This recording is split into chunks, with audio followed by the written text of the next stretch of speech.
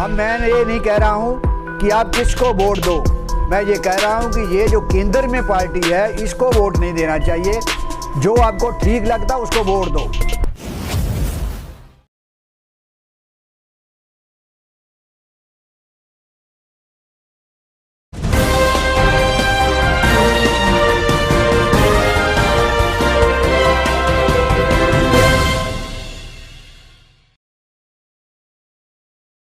हमारे बीच है NFIR और URNU के संयुक्त राष्ट्रीय महासचिव VC शर्मा जी। देखा जाए तो इस समय करीब 5 राज्य में चुनाव है और बहुत ही ज्यादा पीक कवर पे चल रहा है चुनाव का मामला। क्या कहना चाहेंगे शर्मा जी इन चुनावों को लेकर? मेरा सबसे पहले जो हमारी वर्किंग क्लास है, कामगार है, चाहे वो रेलवे कर्मचारी है या स्टेट गवर्नमेंट के हैं या पब्लिक सेक्टर के जो कर्मचारी है, उनसे मेरा अनुरोध है कि आपने इस केंद्रीय सरकार के वर्किंग को आपने देखा है। उसके अंदर ये एक इतिहास इन्होंने बनाया जो आज तक आज़ादी से पहले भी वो बात नहीं हुई और आज़ादी के बाद कांग्रेस गवर्नमेंट इतने साल रही उस समय भी नहीं हुई। महंगाई भत्ता जो केंद्रीय कर्मचारी रेलवे कर्मचारियों को मिलता है उसका एक फार्मूला बना हुआ है। फार्मूला भी इस तरीके से बना हुआ है कि सबसे गवर्नमेंट इसको महंगाई भत्ते को दे के राजी नहीं थी। उस समय ये बहुत पुरानी बात है। उस समय गवर्नमेंट ने कहा कि हम आपको क्यों महंगाई भत्ता दे। उस समय retired chief justice high court का उसको नॉमिनेट किया गया। गवर्नमेंट ने अपना पक्ष रखा और केंद्रीय कर्मचारियों की तरफ से जो नेशनल काउंसिल के लीडर हैं हमारे NFIR के, उन्होंने इस बात को रखा कि महंगाई भत्ता क्यों मिलना चाहिए, कि मार्केट का कंट्रोल गवर्नमेंट के ऊपर है। गवर्नमेंट ने ये इंडेक्स जब बढ़ता हुआ है तो महंगाई बढ़ती है, वो रेट को बताती है। तो उसके आधार पे जब ये एक ट्रिब्यूनल बना उसमें डिस्कशन हुई और वो कम से कम 2-3 साल चली, जिसके अंदर दूसरी फेडरेशन AIRF है उसने विरोध भी किया, ये महंगाई भत्ता नहीं मिल सकता। लेकिन NFIR ने उसको लास्ट तक लड़ा। उसके अंदर आर्गू दिए कि महंगाई भत्ता जो है ये पे का पार्ट है, उसको जो महंगाई का इंडेक्स बनेगा साल में 2 बार उसको महंगाई भत्ता केंद्रीय कर्मचारी, स्टेट गवर्नमेंट या पब्लिक सेक्टर के कर्मचारी है उनको मिलना चाहिए। ये पहला मौका है जो कोविड के नाम से इस बीजेपी की गवर्नमेंट ने, जो कोविड से पहले इंडेक्स बना हुआ था जुलाई 2019 में, उसकी किस्त ड्यू थी। उसके बाद जो 20 में ड्यू होनी थी वो ड्यू थी, इस सब को फ्रीज कर दिया। दूसरी तरफ मेंबर पार्लियामेंट उनका कुछ नहीं फ्रीज हुआ, MLA का कुछ नहीं फ्रीज हुआ। और इसके साथ साथ जो नई पेंशन स्कीम है वो 2004 से कर्मचारियों के ऊपर लागू हुई। जितनी पार्लियामेंट के अंदर मेंबर पार्लियामेंट बैठे हुए हैं या असेंबली बनी है 2004 के बाद, वो सब ओल्ड पेंशन स्कीम का बेनिफिट ले रहे हैं।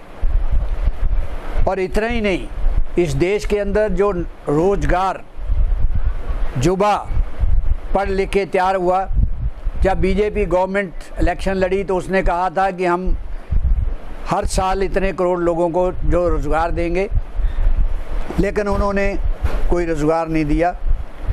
किसानों ने आंदोलन किया, किसानों के ऊपर कोई निर्णय नहीं लिया।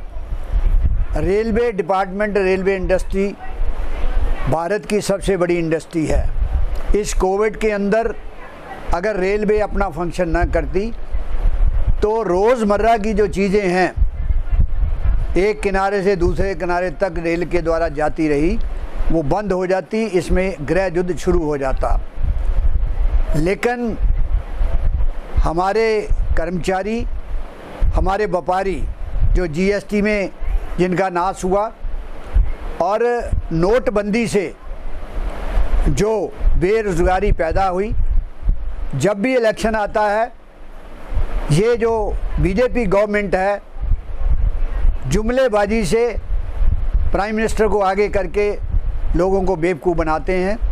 मेरा तमाम कामगारों से, तमाम नौजवानों से, और ख़ासकर बंगाल के अंदर जो हमारे कर्मचारी हैं स्टेट गवर्नमेंट में, एक स्टेट ऐसी है, एक स्टेट और है जिन्होंने कर्मचारियों को आज तक ओल्ड पेंशन स्कीम दे रहे हैं। अगर ये गवर्नमेंट आ गई, सब कर्मचारियों का जो है नाश हो जाएगा। नई पेंशन स्कीम में 900, 1000, 1500 से ज़्यादा पेंशन मिलती नहीं है।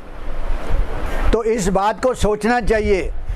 मैं ये नहीं कह रहा हूँ कि आप किसको वोट दो, मैं ये कह रहा हूँ कि ये जो केंद्र में पार्टी है इसको वोट नहीं देना चाहिए। जो आपको ठीक लगता उसको वोट दो।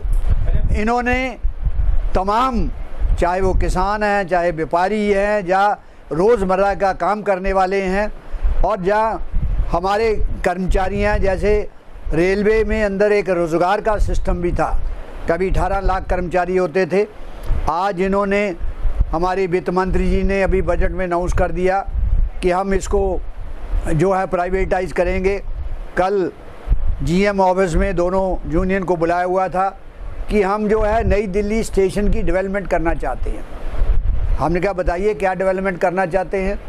कहते हैं जी हम पब्लिक को इनकन्वीनियंस होती है तो ये आपका करनाल सिंह स्टेडियम ख़त्म कर देंगे, बसंत लाइन ख़त्म कर देंगे, डीआरएम ऑफिस अबालिश कर देंगे, उसके अंदर सारे ऑफिस जो है उसको ख़त्म कर देंगे, और ये चैम्सफोर्ड रोड में जो है क्वार्टर ख़त्म कर देंगे। तो मैं करेंगे क्या?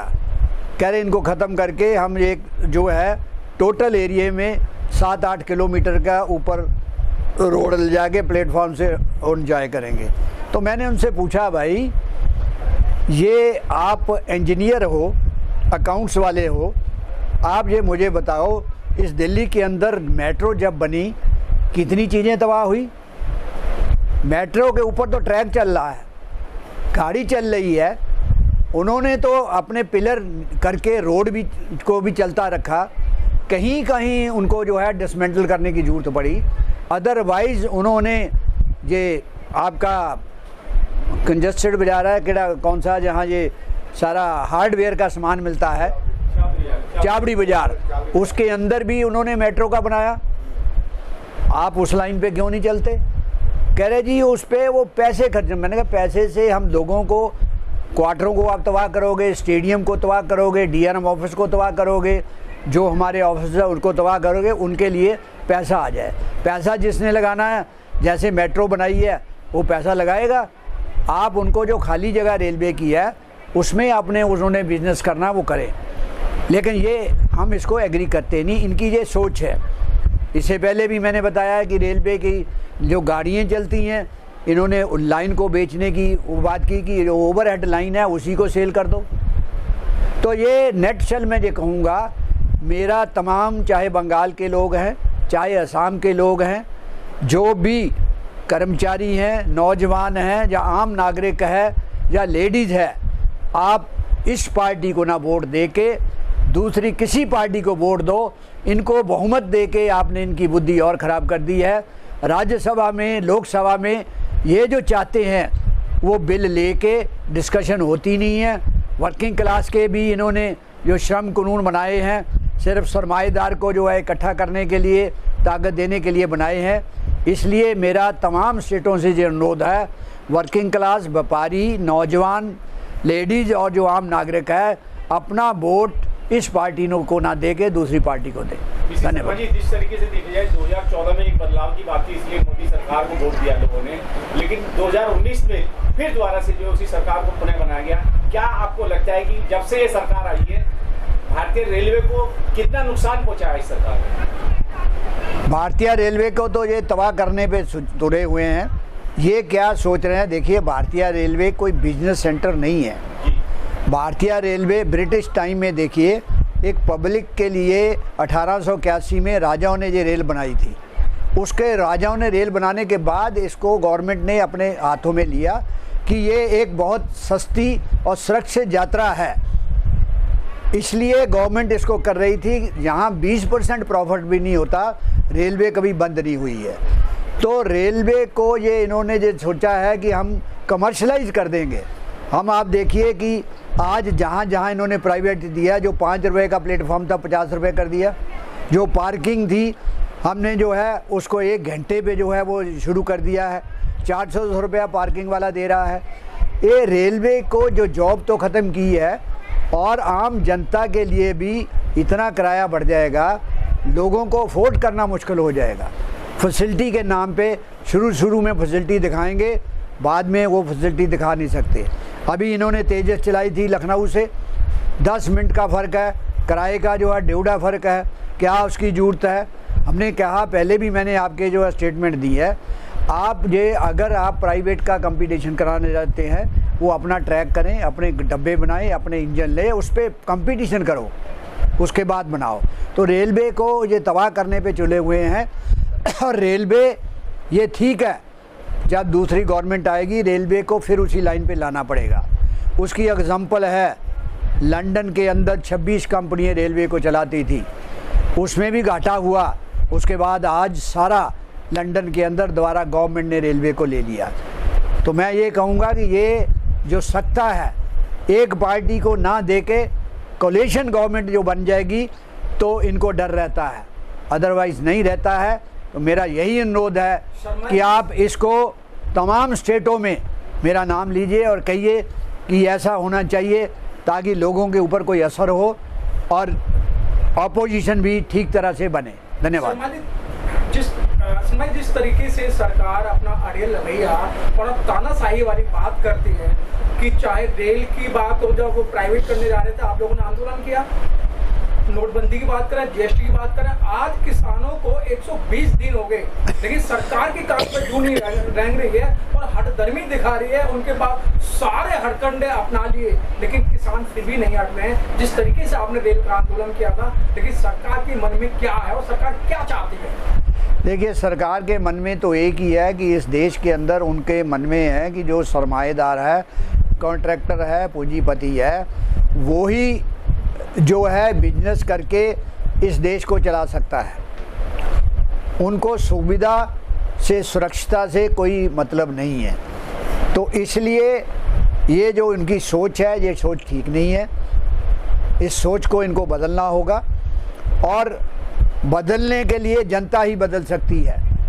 जब आपको याद होगा कि इंदिरा गांधी भी इस समय 1977 के बाद बड़ी पावर में आई थी। एक बार जब ये पे कमीशन की बात आई, उसने कहा नहीं बिठाएंगे। जब फेडरेशनों ने थोड़ा दबाव डाला, तब जाके ये बना। अभी आप आंदोलन की बात कर रहे हैं, अब आंदोलन का पुराना सिस्टम बदलना पड़ेगा। आंदोलन के लिए चाहे किसान हो, ये धरना दे के देख लिया, रोड ब्लॉक करके देख लिया। अब तो जब वोटिंग आए उस समय इनको जवाब दो। नंबर 2, जो MP MLA उनके एरिए में हैं, उनको घेरो, उनको घेराव करो, ताकि उनको पता चले कि हमने आगे इनसे वोट लेने हैं और हमें वोट नहीं मिलेंगे। तब जाके ये सरकार की बुद्धि ठीक होगी। लेकिन शर्मा जी, बात ये आ रही है कि इस समय अमित शाह जी करें कि हमें 50 साल तक कोई हिलाने वाला नहीं है, लेकिन जो मेन मुद्दा है उस पे ना तो अभी कोई संस्था ऐसा काम कर रही है, ना किसान ऐसा काम कर रहे हैं, क्योंकि मेन जो है इनका EVM है। EVM को लेकर अभी कोई आंदोलन नहीं होगा। देखिए, आंदोलन होगा। इस देश के अंदर फ्रांसीसी कंपनी जो है वो बिजनेस करने आई थी। बिजनेस करते करते उन्होंने राज किया। ऐसा नहीं है कि अमित शाह जो है, जो उनकी जो वाणी है, ये आप लिख लीजिए, इनका भी डाउनफॉल आएगा, इनके अंदर से ही आएगा। सूनर और लेटर इनके अंदर भी आएगा। जिस तरह की वर्किंग हो रही है सारी एक आदमी के हाथ में है कंट्रोलिंग। कोई मिनिस्टर जो है कोई ऑर्डर नहीं कर सकता। अंदरूनी जो है ये इनको जो आदमी सलाह देते हैं, जो एडवाइज़र इनके हैं, वो कहते हैं ये कर दो, बाद में इसका देखना क्या असर होता है। ये असर हो रहा है अंदर से। प्राइम मिनिस्टर भी जो है जो कर रहा है, उसको ये फीलिंग है कि हम गलत कर रहे हैं, लेकिन उसको जो है अब पीछे जाना मुश्किल है। तो इसलिए इस देश के अंदर ऐसा नहीं है, चाहे कांग्रेस गवर्नमेंट रही है, अगर हम जो है ज़्यादा बढ़ रहे हैं, हम 50 साल हमें हिला नहीं सकता। तो जनता का जब मन आएगा तो जनता हला के जो है इनको नीचे लाएगी। Thank you.